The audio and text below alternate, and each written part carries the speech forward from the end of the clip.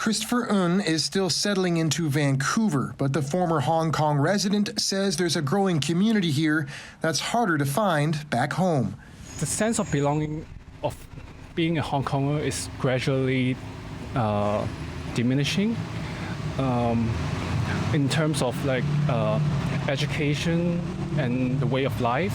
Mainland China's tightening grip over Hong Kong, which has sparked sweeping protests over the past few years, has led to a growing wave of immigration from the region, with many setting their sights on Canada.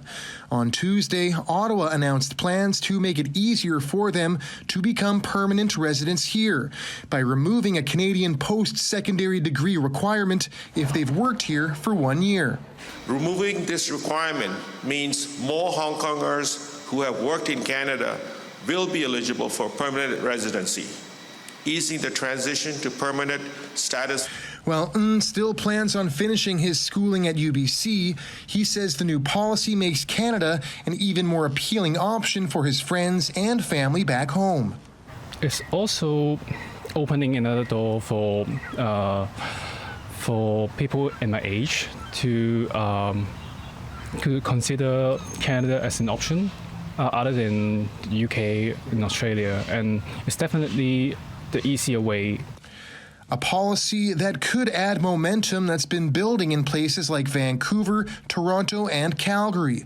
2021 census figures showed a 6.1% increase of Hong Kong-born people in Metro Vancouver over 5 years, bringing the total population to more than 76,000, a community that's only grown and strengthened its bonds in the years since. The parents groups formed, the student groups formed, and even barbecue, sharing different living experiences. So I think this is a new environment. Ottawa says the updated policy will ultimately help fill gaps in Canada's labour market. It goes into effect August 15th and will run through 2025. Jon Hernandez, CBC News, Vancouver.